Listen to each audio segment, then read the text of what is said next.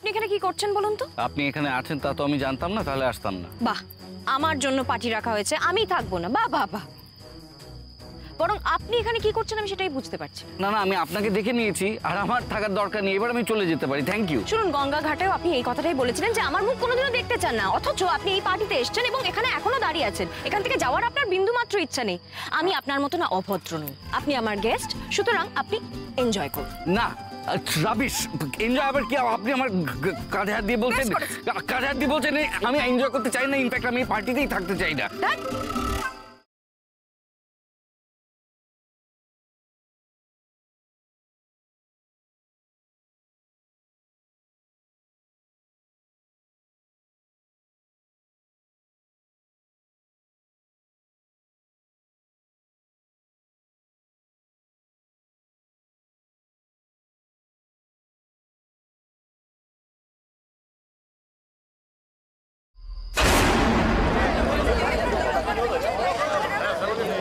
Light off হয়ে যাওয়ার মানে সেটাই বুঝতে পারছি।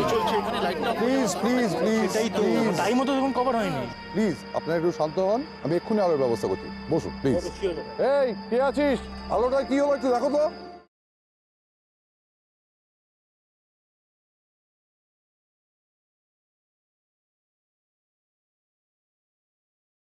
আমি বিপদে কারোর হাত ছাড়ি না।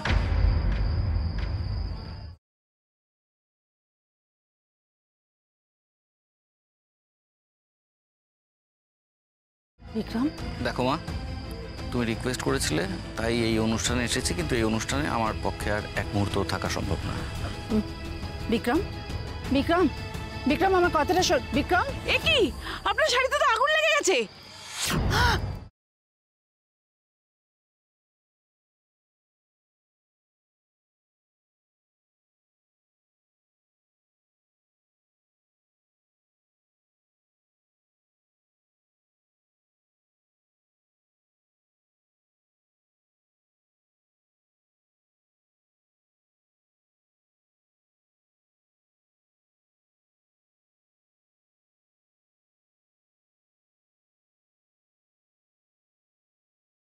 আপনি ঠিক আছেন তো? আপনার কোথাও পুড়ে টুড়ে যায়নি তো? পুড়লে কিন্তু খুব কষ্ট হয়।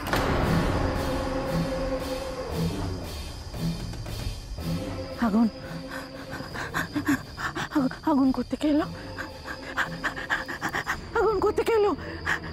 আগুন,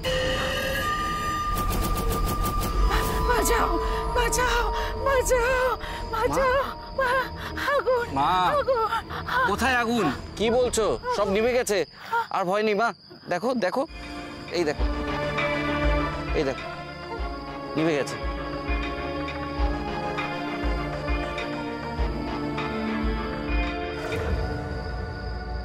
এক্সকিউজ মি, দেখি দেখি দেখি। শুনুন শুনুন শুনুন শুনুন। সুপ্রিয়া, তুমি ঠিক আছো তো? আগুনটা লাগলো কি করে? আপনি আপনি আপনি ঠিক আছেন তো? ওঠো। সত্যি তোমরা আজ না থাকলে কি হতো বলো তো?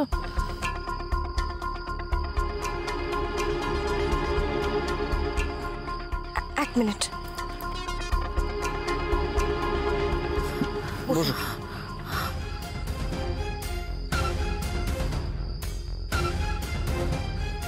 এই নিন, জলটা খান।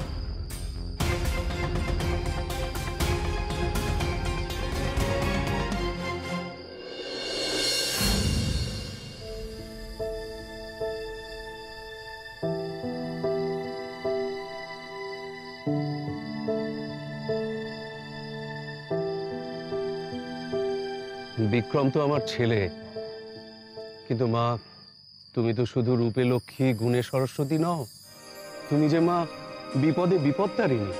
আর ঝাঁপিয়ে পড়ে মেয়েটা এত বড় বিপদের মুখ থেকে বাঁচালো। যদি অনামিকা না থাকতো আজ কি যে হতো।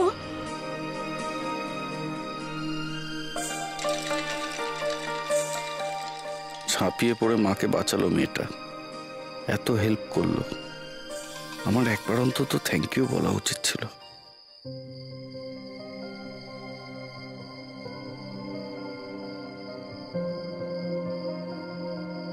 অনামিকা, ডক্টর স্যার, আমি জানতাম তোমার আমাকে এ সময় দরকার হতে পারে। আমি আর পারছি না, আর সহ্য করতে পারছি না ডক্টর স্যার।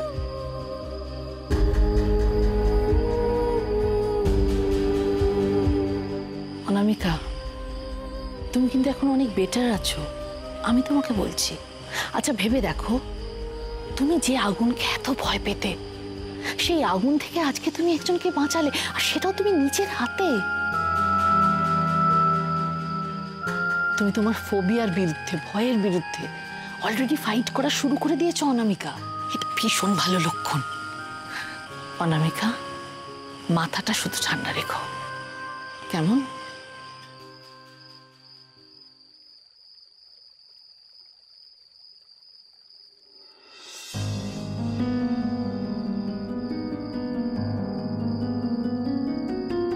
কাঁদছেন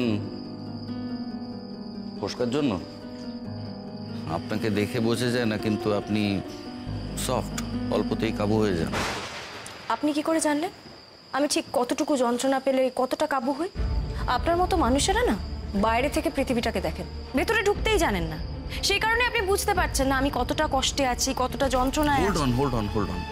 আপনি why are you being so rude? আমি ইনফ্যাক্ট আমি এসেছিলাম আপনাকে থ্যাংক ইউ বলতে, কিন্তু একটা জিনিস আমি বুঝলাম, আপনি না থ্যাংক ইউ কথাটা ডিজার্ভই করেন না।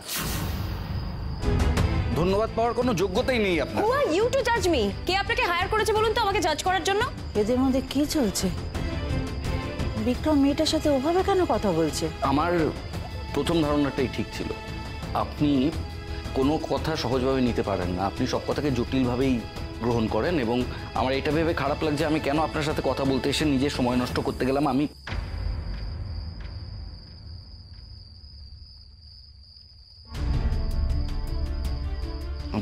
যাচ্ছি এখান থেকে। কিছু না জেনে না বুঝে অকারণে টন্ট করে গেল। আমি প্রতিবাদ করলাম, তাতেও দোষ হয়ে গেল। অদ্ভুত খিটখিটে একটা লোক। আমার ছেলেটা এমন ছিল না জানো। 12 বছর আগে ও খুব নম্র, ভদ্র, মিশুকে ছিল। তারপর তারপর তারপর কি হয়েছিল 12 বছর আগে? এই দেখো, আমিও আমার ছেলের মতো হয়ে গেছি। তোমাকে থ্যাংক ইউ বলতে এসে কত কথা বলে ফেললাম। থ্যাংক ইউ অনামিকা। না প্লিজ আন্টি, থ্যাংক ইউ বলো না। আমার জায়গায় অন্য কেউ থাকলেও এটাই করতো। আপনি যে এখন ভালো আছেন, সুস্থ আছেন, এটা দেখেই আমার ভালো লাগছে। তুমি ভারী ভালো মেয়ে। তোমার মতো মেয়েকেই তো আমি বৌমা হিসেবে চাই, যে আমার ছেলেটাকে অতীত থেকে তুলে আনতে পারবে।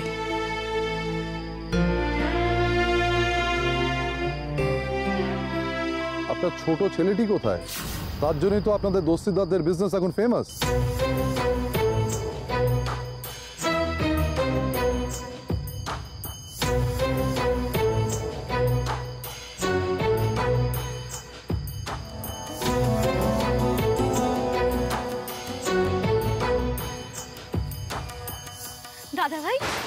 দাদা ভাই তুমি এখানে একা একা দাঁড়িয়ে আছো, ওখানে তো সবাই গল্প করছে।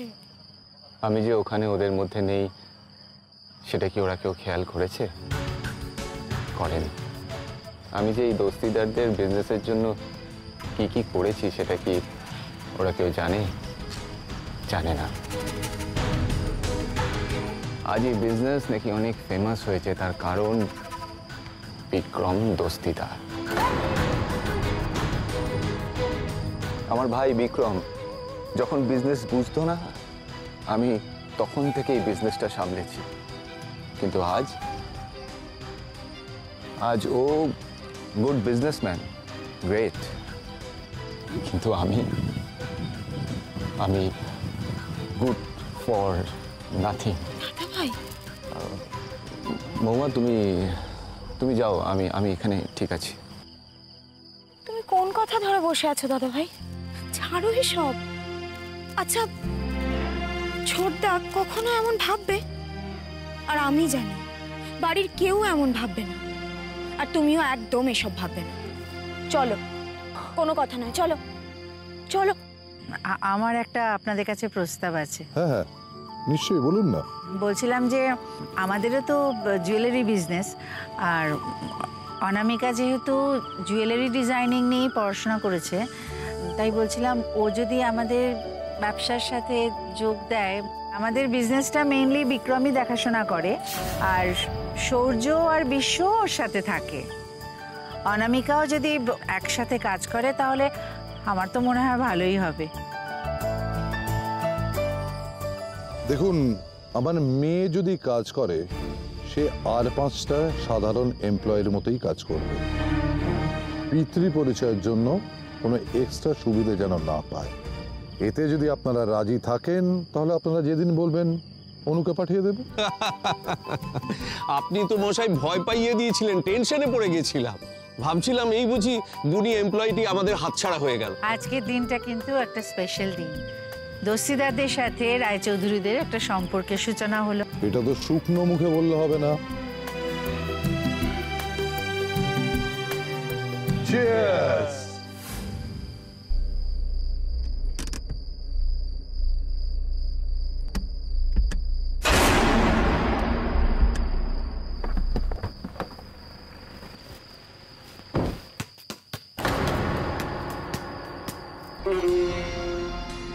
এত রাত্রে বাস্কেটবল কোর্টে কে?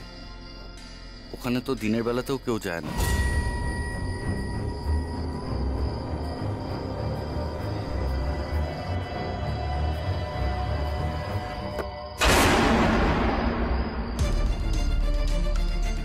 এই বলটা এখানে কে? দেখি বলটা দাও না জ্যাঠাই। তুই এই বলটায় হাত দিয়েছিস কেন, আর এখানেই বা এসেছিস কেন? আমি এই বলে হাত দিইনি, বলটাই সারা বাড়ি করিয়ে বেড়াচ্ছিল, আর আমি বলের পিছন পিছন এখানে চলে এসেছি। এই, আমি কিন্তু তোকে বকা দিইনি। এই, ভয় পাস না। আচ্ছা ক্যাপ্টেন, আমাকে এবার বলো তো, এই যে তুমি আমাকে বললে এক্ষুনি যে বলটা সারা বাড়িতে গড়িয়ে গড়িয়ে ঘুরে বেড়াচ্ছিল, এই কথাটার মানে কি?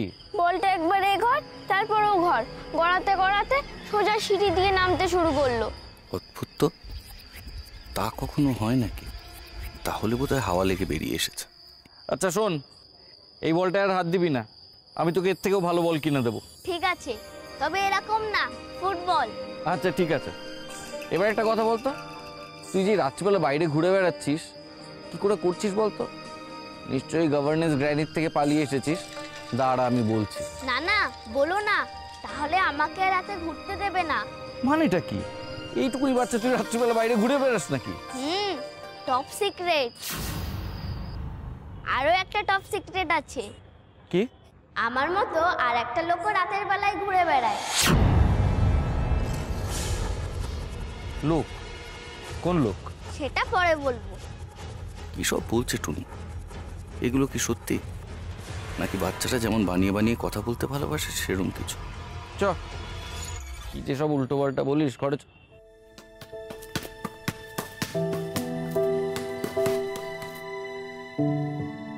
বাবা, বিশাল এলেন আমাদের বাস্কেটবল চ্যাম্পিয়ন। এখানে আমার কিচ্ছু হবে না। আমি যেটা চাইছি সেটা কোনোভাবে এখানে সম্ভব নয়। আরে, আমি এত টেনশনের মধ্যে আছি আর তোমরা হাসছো।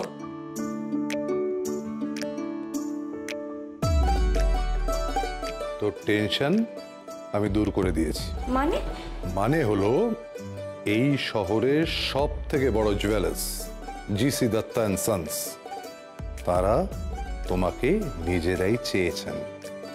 তুমি ওদের কাছে ট্রেনি হিসেবে জয়েন করবে।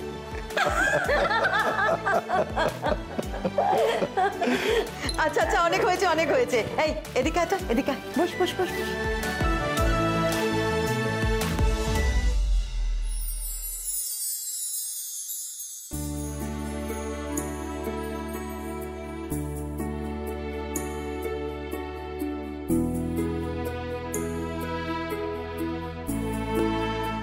এই হারটা সব সময় পরে থাকবে, এটা সৌভাগ্যের প্রতীক। এটা পরলে দেখবি তোর সব ভালো হবে, পুরনো সব ক্ষত মুছে যাবে। সব ক্ষত মুছে যাবে? আচ্ছা আচ্ছা ঠিক আছে, চলো এবার। এই যে বেশি রাত করো না, শুয়ে পড়ো। তাড়াতাড়ি শুয়ে পড়ো, আমরা এলাম। Good night.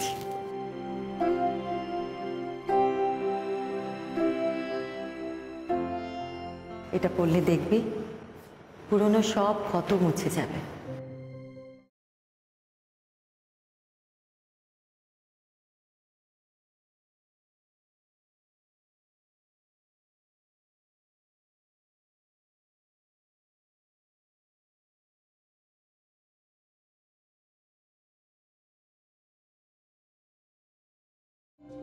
সব ক্ষত মোছা যায় না।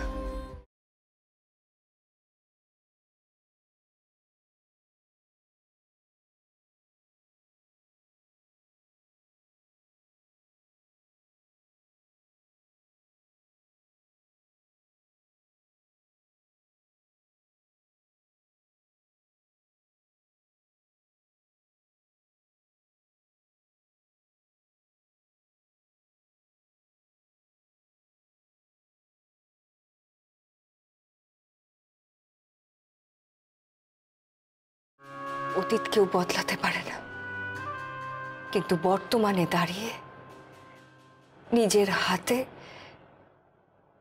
নিজের ভবিষ্যৎ বদলানো যায়। সেটাই করব আমি। কাল থেকে নতুন দিন, নতুন অধ্যায় শুরু হবে, ভবিষ্যৎ লেখার অধ্যায়।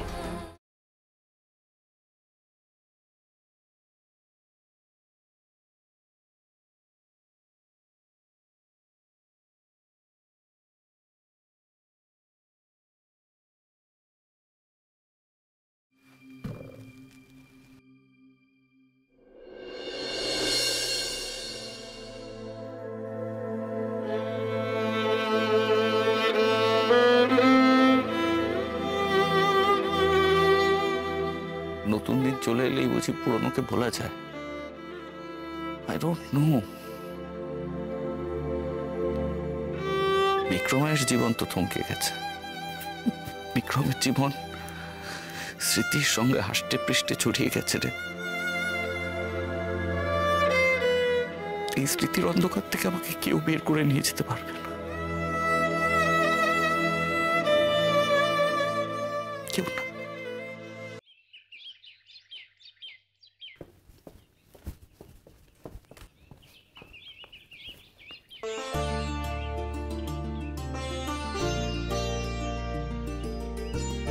রোজ রোজ না খেয়ে চলে যাস, শরীরটা ভেঙে যাবে তো। কিছু হবে না, সব ঠিক আছে। না ঠিক নেই, আমার তো চিন্তা হয় না কি। তুমি কি বলবে বলে এখন এখানে দাঁড়িয়ে আছো বলো তো?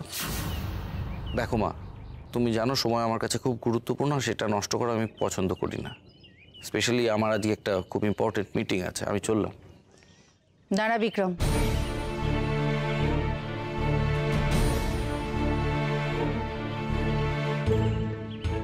আমি জানি বিক্রম, 12 বছর আগে সেই ঘটনার পর থেকে তুই নিজেকে পুরোপুরি বদলে ফেলেছিস। সমস্ত সময় কাজের মধ্যে ডুবে থেকে নিজেকে সব কিছু থেকে দূরে সরিয়ে রেখেছিস। কিন্তু এতটা দূরে চলে যাস না বাবা, যাতে আর ফেরার পথ না থাকে। ঠিক আছে, তোর যখন কাজের কথা ছাড়া কিছু শুনতে ভালো লাগে না, তখন কাজের কথাই বলি। আজ অফিসে একজন নতুন জুয়েলারি ডিজাইনার আসবে, জুনিয়র ডিজাইনার, কিন্তু কাজের মেয়ে, আমার এক বন্ধুর মেয়ে। এবার বুঝেছি, এবার বুঝেছি সকাল থেকে জুস নিয়ে দাঁড়িয়ে থাকার কারণটা কি। মা, তোমাকে আমি একবার নয়, 100 বার নয়, 1000 বার বলেছি, শুধুমাত্র সোর্সের বেসিসে, সুপারিশের ভিত্তিতে আমাদের কোম্পানিতে চাকরি হয় না। তার যোগ্যতা লাগে, আর আমরা সেটা বিশ্বাস করি।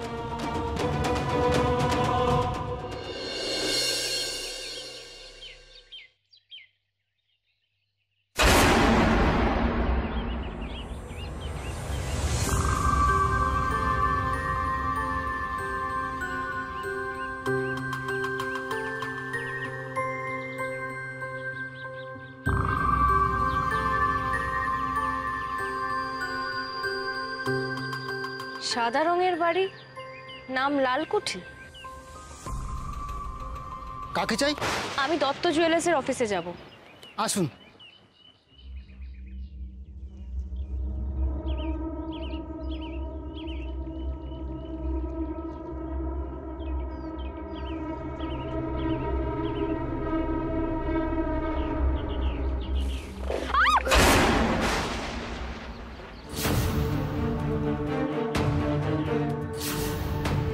ম্যাডাম, এক চুলের জন্য বেঁচে গেলেন ম্যাডাম। হ্যাঁ, বিনা ঝড়ে বিনা হাওয়ায় কি করে হলো বলুন তো? সেটাই তো বুঝতে পারছি না ম্যাডাম। সাবধানে যাবেন ম্যাডাম।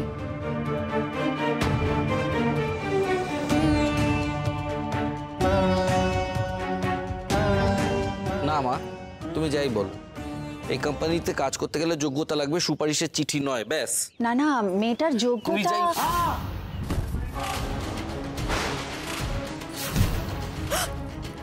দাদা ভাই, কি হলোটা? দাদা ভাই, কি হলো? চলো রে, পড়ে গেলে কি করে? হ্যাঁ, চল।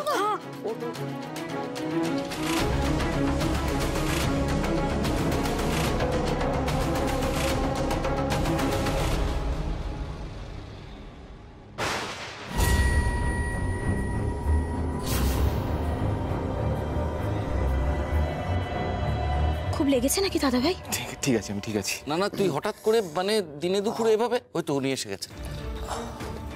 আরে কি দরকার ছিল এগুলো?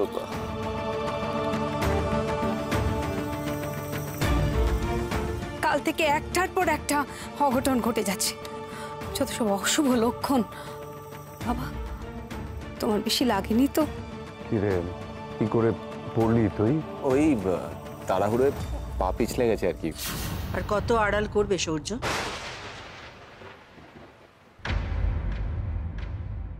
হ্যাঁ রে, তুই ঠিক আছিস তো? হ্যাঁ হ্যাঁ, আমি ঠিক আছি। বলছিলাম যে চল, আমাদের দুজনেরই তো দেরি হয়ে যাচ্ছে। চল।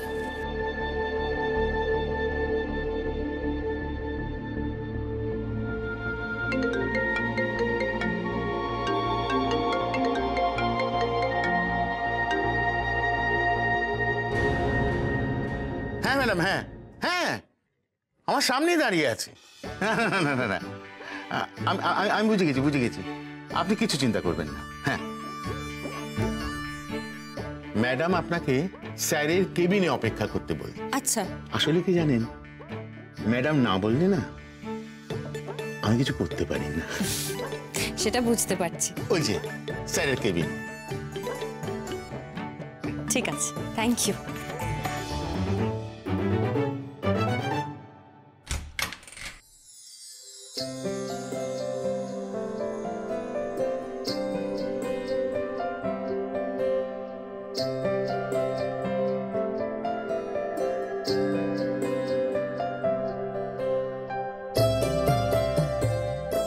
কিরকম বদ্ধ হয়ে আছে, জানলা দরজাও খোলা নেই।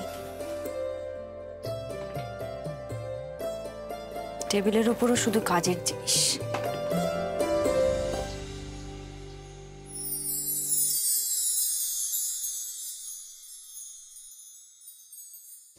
বাবা, আমার বস আবার বাস্কেটবলও খেলে? Good morning. Morning. Good morning sir. Morning morning. আমি বলছি তুই যা গিয়ে মিটিংটা অ্যাটেন্ড কর, আমি কেবিন থেকে পেন ড্রাইভটা নিয়ে আসছি। তাড়াতাড়ি আসিস কি? হ্যাঁ স্যার ভেতরে। পরে শুনছি। আপনি